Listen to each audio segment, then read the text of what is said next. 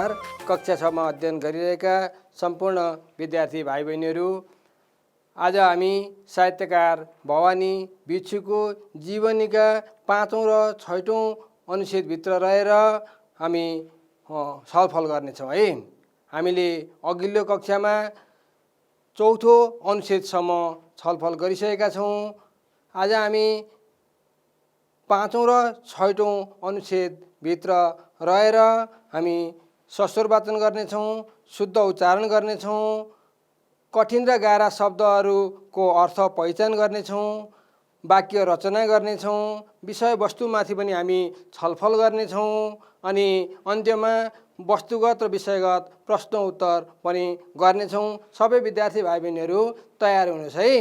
अनि तपाईहरु पनि सँगसँगै पढ्दै र गर्दै जानुहोस् है त। अब हामी सबैभन्दा पहिला भाइ बहिनीहरू तपाईहरुले किताबको भवानी भिक्षुको जीवनीको पाठको 5औं अनुच्छेदलाई हेर्नुहोस् है त। हामी सस्वर वाचन गर्छौँ, ठुलो स्वरमा गर्छौँ, तपाईहरुले ध्यान दिनुहोस् र अन्तिममा तपाईहरुले पनि यसरी नै सस्वर वाचन गर्नुहोस् है। हुने बिरुवाको चिल्लो पात भने झैं भवानी भिक्षुले सानै उमेरदेखि साहित्य सेवामा रुचि देखाए। भिक्षुमा अवधी, हिन्दी, उर्दू, अङ्ग्रेजी, संस्कृत, बङ्गाली र नेपाली भाषाको राम्रो ज्ञान थियो। उनको मातृभाषा चाहिँ अवधी थियो। आरम्भमा उनी हिन्दी साहित्यतर्फ आकर्षित भएका थिए। 12 वर्षकै उमेरमा प्रताप भन्ने पत्रिकामा उनले आफ्नो हिन्दी कविता पनि छपाएका थिए। उनले उर्दू भाषामा पनि कविता र कहानीहरू लेखेका थिए। केही कथा र प्रशस्त कविताहरू पत्र पत्रिकामा प्रकाशित गरेर कम उमेरमै भिक्षु हिन्दी साहित्यका पाठकहरूका बीचमा परिचित भएका थिए। भाइ बहिनीहरू, अब हामी अलिकति नयाँ शब्द, अलिकति हामीलाई पढ्दाखेरि गाह्रा लाग्ने शब्दहरू, तिनीहरूलाई कसरी उच्चारण गर्ने भनेर पढ्छौँ है त। मातृभाषा, आकर्षित, कहानीहरू, प्रशस्त, पत्रपत्रिका जस्ता शब्दहरूलाई हामी उच्चारण गर्न अभ्यास गरौँ है त। भाइ बहिनीहरू, लेखाइको रूप र उच्चारणको रूपमा अलिकति फरक हुन्छ। सुरुमा हेर्नुहोस् त, मातृभाषा लेख्दाखेरि पेट चिरेको स लेखिएको छ, तर उच्चारणमा चाहिँ हेर्नुहोस् त मातृभाषा, हेर्नुहोस् त स चाहिँ पातलो स लेखिएको छ, उच्चारण चाहिँ पातलो हुन्छ भनेर हामीले बुझ्नु पर्छ। आकर्षित शब्दमा पनि भाइ बहिनीहरू राम्रोसँगले ध्यान दिनुहोस् त। आकर्षित, यहाँ पेट चिरेको स छ, यहाँ चाहिँ पातलो स छ। त्यसरी उच्चारण र लेखाइमा अलिकति फरक अवश्य पनि हुन्छ। कहानीहरू, कहानीहरू, हेर्नुहोस् त कहानीहरू, यसमा त खासै समस्या देखिँदैन भाइ बहिनीहरू। र अर्को शब्द छ प्रशस्त, हेर्नुहोस् त प्रशस्त, यहाँ चाहिँ मोटो स छ, तर यतापट्टि चाहिँ उच्चारण चाहिँ प्रशस्त, पातलो छ। हामीले लेख्ने र उच्चारण गर्नेमा अलिकति फरक हुन्छ। हामी जस्तो बोल्छौँ त्यस्तै उच्चारण गर्छौँ। उच्चारण गर्नु भनेको चाहिँ बोल्नु हो भाइ बहिनीहरू। त्यसैले लेख्दाखेरि हामी मोटो स लेखे पनि उच्चारण चाहिँ पातलो स नै गर्छौँ। र पत्र पत्रिकामा हेर्नुहोस् त, पत्र पत्रिका, पत्र पत्रिका, हामी यसरी उच्चारण गर्छौँ, पत्र पत्रिका। भाइ बहिनीहरूले बुझ्नुभयो नि। अब यसरी नै भाइ बहिनीहरू पनि अरू अरू शब्दहरू पनि उच्चारण गर्ने अभ्यास गर्नुहोस् है। अब हामी फेरि 6औं अनुच्छेदलाई सस्वर वाचन गर्छौँ भाइ बहिनीहरू। त्यसरी नै हामी सस्वर वाचन गरिसके पछाडि गाह्रा र कठिन लाग्ने शब्दहरू हामी रेजा लगाउँछौँ अनि फेरि अभ्यासको प्रयास गर्छौँ है त। ल, सबैभन्दा पहिला हामी सस्वर वाचन गरौँ। विक्रम सम्वत 1987 मा भिक्षु प्रथमपटक काठमाडौँ भित्रिएका थिए।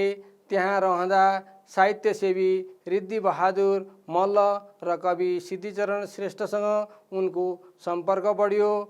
उनीहरूले भिक्षुलाई नेपाली साहित्य रचना गर्न उत्प्रेरित गरे। हिन्दी साहित्यको मोहमा परिसकेका भिक्षुले नेपाली साहित्यका क्षेत्रमा प्रवेश गरे। उनी नेपाली साहित्य साधनामा संलग्न भए। त्यही सम्पर्क नै नेपाली साहित्यको सेवा गर्न उनका निम्ति सुनौलो अवसर साबित भयो। विक्रम सम्वत 1993 मा शारदा पत्रिकामा वियोग रात्रि शीर्षकको कविता छपाएर भिक्षु नेपाली साहित्यमा प्रवेश गर्न पुगे। उनले लगभग 40 वर्षसम्म नेपाली साहित्यको सेवा गरे। त्यसपछि उनले गरेको कामले सबैलाई प्रेरणा दिन्छ। नेपाली भाषा दोस्रो भाषा हुनेहरूका निम्ति त उनी अनुकरणीय नै रहे। भाइ बहिनीहरू, हामीले सस्वर वाचन गरिसक्यौँ। अब यहाँ हामीलाई अलिक गाह्रा लाग्ने खालका शब्दहरू रातो रङ लगाइएका छन्। ती शब्दहरूमा एकपटक ध्यान दिनुहोस् त। भित्रिएका, उत्प्रेरित, संलग्न, वियोग रात्रि, अनुकरणीय जस्ता शब्दहरू अलिकति हामीलाई कठिन लाग्ने खालका शब्दहरू हुन सक्छन्। हामी यी शब्दहरूलाई उच्चारण गर्ने प्रयास गर्छौँ है त। भाइ बहिनीहरू, हामीले यहाँ रातो रङ लगाएका शब्दहरूको उच्चारण गर्छौँ है त। हेर्नुहोस् त, भित्रिएका, उत्प्रेरित, संलग्न, वियोग रात्रि र शीर्षक शब्दलाई हामीले उच्चारणका लागि टिप्योट गरेका छौँ। ती शब्दहरू अब हामी क्रमशः उच्चारण गर्छौँ। भित्रिएका, हेर्नुहोस् त, भित्रिएका, उत्प्रेरित, उत्प्रेरित, संलग्न। हेर्नुहोस् त, माथि शिरबिन्दु दिएको छ, तर त्यो शिरबिन्दु भनेको चाहिँ म उच्चारण गर्छौँ हामी। त्यसैले संलग्नलाई संलग्न भनेर उच्चारण गर्नुपर्छ। त्यसरी नै वियोग रात्रि, हेर्नुहोस् त, लेख्दाखेरि व लेखिएको छ, तर हामी उच्चारण चाहिँ बी गर्छौँ। त्यसैले वियोग रात्रि, वियोग रात्रि, यसरी हामी शब्दको उच्चारण गर्छौँ। त्यसरी नै शीर्षक शब्दमा पनि सी मोटो समा दीर्घ इकार लगाएको छ अनि पेट चिरेको स छ। हेर्नुहोस् त, तर उच्चारण चाहिँ शीर्षक, पातलै स उच्चारण हुन्छ।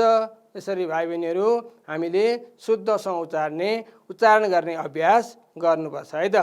हामीले सस्वर वाचन गऱ्यौँ भाइ बहिनीहरू, अनि हामीलाई कठिन लाग्ने शब्द उच्चारण गर्ने पनि अभ्यास गऱ्यौँ। अब हामी केही नयाँ शब्दहरूलाई अर्थ खोज्ने, अर्थ पहिचान गर्ने अभ्यास गर्छौँ है त। मातृभाषा, आरम्भ, कहानी, पाठक, साधना, संलग्न जस्ता शब्दहरू मैले टिपेको छु। तपाईँहरू पनि त्यस्ता गाह्रा शब्दहरू छन् भनेदेखि टिप्दै जानुहोस् है। मातृभाषा, मातृभाषाको अर्थ बालकले सर्वप्रथम सिक्ने भाषा। ऊ जन्मिएपछि आमाको काखमा पहिलोचोटि उसले सिक्छ यो भाषा, त्यसलाई मातृभाषा भनिन्छ। भाइ बहिनीहरू, पहिलोचोटि सिक्ने भाषालाई चाहिँ मातृभाषा भनिन्छ। आरम्भ, आरम्भ भनेको सुरुवात, थालनी।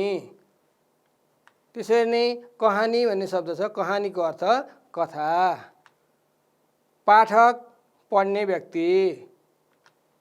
साधना, लामो समयसम्म कष्ट सहेर मनलाई एकाग्र राखी कुनै सिद्धि वा सफलताको प्राप्तिका लागि गरिने काम। फेरि एकचोटि सुन्नुहोस् है। साधना भनेको लामो समयसम्म कष्ट सहेर मनलाई एकाग्र राखी कुनै सिद्धि वा सफलताको प्राप्तिका लागि गरिने काम साधना हो। भाइ बहिनीहरू, संलग्न भन्ने शब्द बाँकी छ हाम्रो। संलग्नको अर्थ चाहिँ कुनै काममा लागेको भन्ने हुन्छ। संलग्न भनेको कुनै काममा लागेको। अब हामी गाह्रा शब्दहरूको अर्थ पहिचान गरिसके पछाडि हामी ती शब्दहरूलाई त्यस्ता शब्दहरूलाई वाक्य रचना गरेर पनि हामी अभ्यास गर्छौँ। वाक्य रचनाका लागि मैले हुने बिरुवाको चिल्लोपात, मातृभाषा, साधना, शीर्षक र अनुकरणीय शब्दहरू छनौट गरेको छु। अब यिनीहरूको अभ्यास गरौँ है त। सबैभन्दा पहिलो शब्द छ तपाईहरुको 5औं अनुच्छेदको पहिलो वाक्यमा नै हुने बिरुवाको चिल्लोपात भनेर दिएको छ भाइ बहिनीहरू। अब हुने बिरुवाको चिल्लोपात के रहेछ वाक्यमा प्रयोग गरेर यसको अर्थ स्पष्ट हुने प्रयास गरौँ है त। हुने बिरुवाको चिल्लोपात, हुने बिरुवाको चिल्लोपात भने चाहिँ डाक्टर सागर सानैदेखि विज्ञानका पुस्तकहरू पढ्न रुचि देखाउँथे। जस्तो हुने बिरुवाको चिल्लोपात भने चाहिँ डाक्टर सागर सानैदेखि विज्ञानका पुस्तकहरू पढ्न रुचाउँथे। अब तपाईहरुले यसरी नै अरु वाक्य निर्माण गर्न सक्नुहुन्छ। जस्तै हुने बिरुवाको चिल्लोपात भने चाहिँ लक्ष्मीप्रसाद देवकोटा सानैदेखि साहित्यका पुस्तकहरू पढ्न रुचि देखाउँथे। यसरी पनि बनाउन सकिन्छ भाइ बहिनीहरू। गाह्रो मान्नु त हुँदैन नि। सजिलो गरी मिठा मिठा वाक्यहरू निर्माण गर्नुपर्छ है, रचना गर्नुपर्छ है त। अब अर्को शब्द छ मातृभाषा। मातृभाषाको सम्मान गर्नु हामी सबैको कर्तव्य हो। मातृभाषाको सम्मान गर्नु हामी सबैको कर्तव्य हो। त्यसरी नै अर्को शब्द छ साधना। साधना भनेको त तपस्या, लामो समयसम्म गरिने ध्यान अथवा सिद्धि प्राप्तिको लागि गर्ने कर्म। अघि हामीले पढिसकेका छौँ। साधना गरेपछि मात्र मानिस सफल हुन सक्छ। साधना गरेपछि मात्र मानिस सफल हुन सक्छ। ल भाइ बहिनीहरू, अब हामी शीर्षकको वाक्य बनाउँछौँ। लेख रचनामा सुहाउँदो शीर्षक हुनुपर्छ। लेख रचनामा शीर्षक दिएको हुन्छ नि, सुहाउँदो हुनुपर्छ। अब लेख रचनामा सुहाउँदो शीर्षक हुनुपर्छ भनेर हामीले वाक्य निर्माण गर्यौँ। अब तपाईहरुले पनि यस्तै वाक्यहरू निर्माण गर्नुपर्छ है। अब हाम्रो एउटा शब्द बाँकी छ अनुकरणीय। अनुकरणीयको वाक्य एकचोटि हेर्नुस् त। महाकवि लक्ष्मीप्रसाद देवकोटा अनुकरणीय व्यक्ति हुन्। अब तपाईहरुले यसरी नै अरु वाक्य बनाउन सक्नुहुन्छ। महाकवि लक्ष्मीप्रसाद देवकोटाका ठाउँमा सिद्धिचरण श्रेष्ठ अनुकरणीय व्यक्ति हुन् भन्न पनि त सक्नुहुन्छ। यसरी हामी शुद्ध वाक्य निर्माण गर्न सक्छौँ। वाक्य निर्माण गर्दाखेरि अलिकति ख्याल गर्नुपर्छ है भाइ बहिनीहरू। पहिलो कुरा ख्याल गर्नुपर्ने कुरा भनेको भाषा शुद्ध हुनुपर्छ। अनि दोस्रो ख्याल गर्नै पर्ने कुरा भनेको तपाईले रचना गर्न खोज्नु भएको जुन वाक्य छ त्यो वाक्य चाहिँ वाक्यको सुरु बीच अन्तिम जुनसुकै ठाउँमा भयो भने पर्नु चाहिँ पर्छ है। परेन भने फेरि वाक्य रचना हुँदैन। यति कुरा जानिसके पछाडि विद्यार्थी भाइ बहिनीहरूले जुनसुकै शब्दको पनि वाक्य रचना गर्न सक्नुहुन्छ। अब हामी अगाडि बढौँ है। विद्यार्थी भाइ बहिनीहरू, अब हामी भवानी भिक्षुको जीवनीको 5औं र 6औं अनुच्छेदमा के मुख्य विषयहरू छन्, के विषयहरू दिएका छन् यस विषयमा हामी एकछिन छलफल गरौँ है त। भवानी भिक्षुले सानैदेखि साहित्य सेवामा रुचि देखाएका थिए। अघि हामीले पढिसकेका छौँ हुने बिरुवाको चिल्लोपात भने चाहिँ भवानी भिक्षुले सानैदेखि साहित्य सेवामा रुचि देखाएका थिए भनेर हामीले पढिसकेका छौँ भाइ बहिनीहरू। उनले सो अध्ययनकै कारणले गर्दाखेरि धेरै भाषाको आर्जन पनि गरे, ज्ञान आर्जन गरे। अवधी, हिन्दी, उर्दू, अङ्ग्रेजी, संस्कृत, बङ्गाली र नेपाली भाषाको पनि राम्रो ज्ञान थियो उनलाई। तर उनको मातृभाषा चाहिँ अवधी थियो।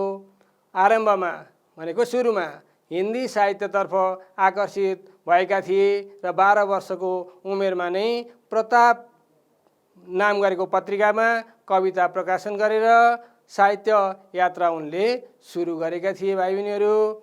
अनि पछि फेरि उर्दू भाषामा पनि कथा र कविताहरू रचना गरे। कथा तथा कविताहरू प्रकाशित गरेर सानैमा हिन्दी साहित्यका पाठकहरूमा उनी परिचित भएका थिए। अर्थात् भाइ बहिनीहरू सानैदेखि उर्दूमा हिन्दीमा कथा लेखे, हिन्दीमा लेखेका कथाहरू कविताहरू धेरै मान्छेहरूले पढ्ने मान्छेलाई पाठक भनिन्छ है भाइ बहिनीहरू। उनले लेखेका कथा कविताहरू धेरै पाठकहरूले पढे अनि पढे पछाडि ती पाठकहरूको बिचमा उनी लोकप्रिय बने। भाइ बहिनीहरू अब हामी अलिकति अगाडि बढौँ है।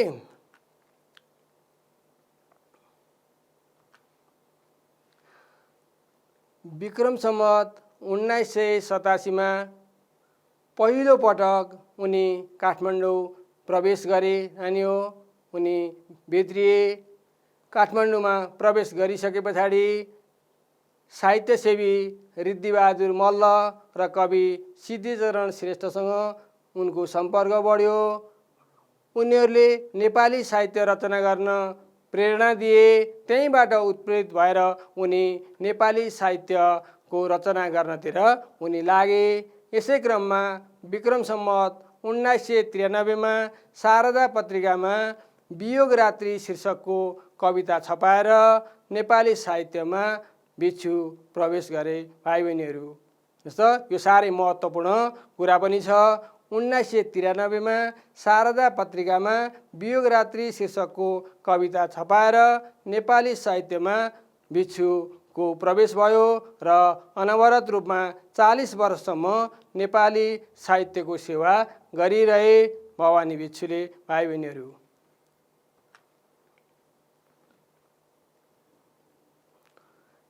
यसरी आफ्नो मातृभाषा अवधि भएर पनि नेपाली साहित्यमा दिएको योगदानले उनी सबैका लागि प्रेरणाका स्रोत बनेका छन्।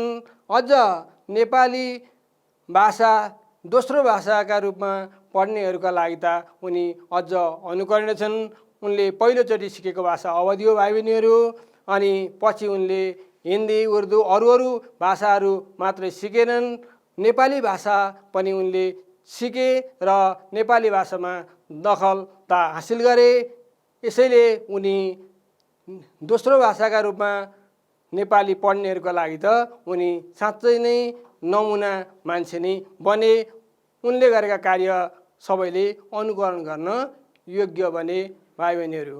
अब हामी भाइ बहिनीहरू हामीले 5औं र 6औं अंशभित्र रहेर हामीले सस्वर वाचन, उच्चारण, शब्दार्थ, वाक्य रचना, विषयवस्तु छलफल गरिसकेका छौँ।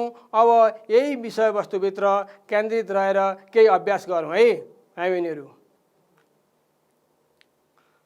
ल सबै तयार हुनुहोस्। तपाईहरू पनि कपी कलम अगाडि राखेर उत्तर लेख्न र भन्न तयार हुनुहोस् है। मैले त सुरु गरिसकेँ नि। नम्बर क, भवानी भिक्षुमा कुन कुन भाषाको ज्ञान थियो? भवानी भिक्षुमा कुन कुन भाषाको ज्ञान थियो? तपाईहरूले अनुमान लगाइसक्नुभयो, तपाईहरूले पढि पनि सक्नु भएको छ। अब यसको उत्तर चाहिँ अब बटाबट भन्नुपर्छ है। भवानी भिक्षुमा अवधी, हिन्दी, उर्दू, संस्कृत, बङ्गाली र नेपाली भाषाको ज्ञान थियो भाइ बहिनीहरू। भवानी भिक्षुमा अवधी, हिन्दी, उर्दू, संस्कृत, बङ्गाली र नेपाली भाषाको ज्ञान थियो। यसरी नै हामी अर्को प्रश्नको उत्तर खोज्छौँ। उनको मातृभाषा कुन हो? उनको मातृभाषा कुन हो? उनको मातृभाषा अवधी हो। उनको मातृभाषा अवधी हो। यसको पनि उत्तर हामीले जानिसक्यौँ। अब हामी नम्बर ग हेर्छौँ। नम्बर गमा उनको पहिलो प्रकाशित कविता कुन पत्रिकामा छापिएको थियो? यो कुन भाषामा थियो? उनको प्रश्न राम्रोसँग बुझ्नुहोस् है भाइ बहिनीहरू। उनको पहिलो प्रकाशित कविता कुन पत्रिकामा छापिएको थियो? यो कुन भाषामा थियो? अब यसको उत्तर पनि तपाईहरूले अनुमान लगाइसक्नु भएको छ भाइ बहिनीहरू। उनको पहिलो प्रकाशित कविता प्रताप पत्रिकामा छापिएको थियो। यो हिन्दी भाषामा थियो। उनको पहिलो प्रकाशित कविता प्रताप पत्रिकामा छापिएको थियो। यो हिन्दी भाषामा थियो। ल भाइ बहिनीहरू, अब हामी नम्बर घतिर जान्छौँ। नम्बर घमा उनी प्रथम पटक कति सालमा काठमाडौँ भित्रिएका थिए? भाइ बहिनीहरू फेरि प्रश्न राम्रोसँग बुझ्नुहोस् त। उनी प्रथम पटक कति सालमा काठमाडौँ भित्रिएका थिए? अब यसको उत्तर हेर्नुहोस् है। उनी प्रथम पटक विक्रम सम्वत 1987 सालमा काठमाडौँ भित्रिएका थिए। उनी प्रथम पटक विक्रम सम्वत 1987 सालमा काठमाडौँ भित्रिएका थिए। ल भाइ बहिनीहरू, यो अब एउटा अन्तिम प्रश्न है। नेपाली साहित्यमा उनको प्रवेश कहिले र कुन कृतिबाट भयो? नेपाली साहित्यमा उनको प्रवेश कहिले र कुन कृतिबाट भयो? अनुमान लाउनुहोस् त भाइ बहिनीहरू। ल मैले त लेखिसकेको छु है। नेपाली साहित्यमा उनको प्रवेश विक्रम सम्वत 1993 मा वियोग रात्रि शीर्षकको कविताबाट भयो। फेरि एकपटक सुन्नुहोस् है। नेपाली साहित्यमा उनको प्रवेश विक्रम सम्वत 1993 मा वियोग रात्रि शीर्षकको कविताबाट भयो। भाइ बहिनीहरूले पाठको आधारमा छोटो छोटो उत्तर लेख्न सिकिसक्नु भएको छ। अब हामी हाम्रो अभ्यासमा रहेका केही अभ्यासहरू गरौँ है। भाइ बहिनीहरू, तपाईँहरूले खाली ठाउँ भर्नुहोस् भन्ने पेज नम्बर 36 मा हेर्नुहोस् त। भवानी भिक्षुको पाठको अभ्यासको 2 नम्बर खाली ठाउँ भर्नुहोस् छ र हामी यहाँ अब खाली ठाउँ भर्ने अभ्यास गर्छौँ। भाइ बहिनीहरूले फ्याट भनिहाल्नुहोस् है। नम्बर क, भवानी प्रसाद गुप्ताको साहित्यिक नाम हो। भाइ बहिनीहरू के हो? अब तपाईँहरू अनुमान लाउनुहोस्। मैले चाहिँ लगाइसकेँ है। भवानी भिक्षु हो। भवानी प्रसाद गुप्ताको साहित्यिक नाम भवानी भिक्षु हो। त्यसरी नम्बर ख, भिक्षुको जन्म विक्रम सम्वतमा भएको हो। कहिले? भाइ बहिनीहरूले अनुमान लगाइसक्नुभयो। भवानी भिक्षुको जन्म 1966 साल जेठ 21 मा भएको हो। कहिले भएको छ भाइ बहिनीहरू? भिक्षुको जन्म विक्रम सम्वत 1966 साल जेठ 21 मा भएको हो। अर्को प्रश्न छ भाइ बहिनीहरू, भिक्षुको मातृभाषा थियो। अब कुन भाषा होला? हामीले माथि पढ्दै आएका छौँ। ल भाइ बहिनीहरूले भनेको कुरा ठिक छ। भिक्षुको मातृभाषा अवधी थियो। त्यसरी नै अब हामी घ नम्बर हेर्छौँ। काठमाडौँ आएपछि साहित्यसेवी सँग भिक्षुको सम्पर्क बढ्यो। भाइ बहिनीहरू, यसको सही उत्तर चाहिँ रिद्धिबहादुर मल्ल र कवि सिद्धिचरण श्रेष्ठसँग भिक्षुको सम्पर्क बढ्यो। अब ङ नम्बर हेर्नुहोस् भाइ बहिनीहरू। छ यहाँ। शीर्षकको कविता शारदामा प्रकाशित गरी भिक्षु नेपाली साहित्यमा प्रवेश गरेका हुन्। भाइ बहिनीहरू अनुमान गर्नुहोस् है। मिल्छ कि मिल्दैन? वियोग रात्रि शीर्षकको कविता शारदामा प्रकाशित गरी भिक्षु नेपाली साहित्यमा प्रवेश गरेका हुन्। यो शारदा चाहिँ पत्रिकाको नाम हो। भाइ बहिनीहरू, वियोग रात्रि शीर्षकको कविता शारदामा प्रकाशित गरी भिक्षु नेपाली साहित्यमा प्रवेश गरेका हुन्। भाइ बहिनीहरू, हामीले खाली ठाउँ भर्ने 2 नम्बरको अभ्यास पनि गरिसक्यौँ। अब हामी फेरि अर्को एउटा अभ्यास गर्छौँ है। हामी शब्द भण्डार अन्तर्गत अर्को एउटा अभ्यास गरौँ है त। शब्द भण्डारमा पल्टाउनुहोस्। पेज नम्बर 37 को शब्द भण्डारमा सबैले ध्यान दिनुहोस् है। त्यहाँ भनिएको छ, मिल्दो शब्दसँग जोडा मिलाई कापीमा सार्नुहोस्। मिल्दो शब्दसँग जोडा मिलाई कापीमा सार्नुहोस्। 2तिर शब्दहरू दिएका छन्। अब यिनीहरूलाई मिल्ने गरी अभ्यास गर्नुहोस् है। कसरी मिल्दो रहेछ माता, बेला, स्वभाव, चाहना, अमूल्य अनि दायाँपट्टि चाहिँ इच्छा, आमा, समय, उपासना, बानी, महत्त्वपूर्ण शब्दहरू दिएका छन्। अब म पनि गर्दै जान्छु, तपाईँहरू पनि सँगसँगै गर्दै जानुहोस् है। ल, माता, बेला, स्वभाव, चाहना, अमूल्य र त्यसको अब हामी जोडा मिलाउँदै जान्छौँ। भाइ बहिनीहरू, माताको कुन मिल्छ होला? माताको आमा मिल्छ। त्यसरी नै बेलाको कुन मिल्छ होला अनुमान गर्नुहोस् त? बेलाको समय मिल्छ। त्यसरी नै स्वभाव भन्ने अर्को शब्द छ, स्वभावको चाहिँ बानी मिल्छ। भाइ बहिनीहरूले अनुमान गरिरहनु भएको छ। अब चाहनाको पनि तपाईँहरूले अनुमान गरिसक्नु भएको होला। चाहनाको अर्थ इच्छा अथवा चाहनासँग चाहिँ इच्छा मिल्छ। र अन्तिम एउटा छ अमूल्य। अब त्यति मध्येबाट छान्नुहोस् त भाइ बहिनीहरू, अमूल्य चाहिँ महत्त्वपूर्ण मिल्छ। यसरी प्रश्न नम्बर 6 को जोडा मिलाउने अभ्यास पनि हामीले गऱ्यौँ। अब तपाईँहरू पनि यसरी नै बाँकी अभ्यास गर्दै जानुहोस् है। ल भाइ बहिनीहरू, आज हामीले साहित्यकार भवानी भिक्षुको जीवनीका 5औं र 6औं अनुच्छेदभित्र रहेर हामीले थुप्रै विषयवस्तुहरूको छलफल गऱ्यौँ। त्यहाँबाट थुप्रै ज्ञान हासिल पनि गऱ्यौँ। हामीले सस्वर वाचन गर्न सिक्यौँ। शब्दलाई शुद्ध उच्चारण गर्नका लागि पनि हामीले अभ्यास गऱ्यौँ। अनि शब्दार्थ, वाक्य रचना अनि विषयवस्तु छलफल गऱ्यौँ। अनि अन्तिममा अभ्यास पनि गरिसकेका छौँ।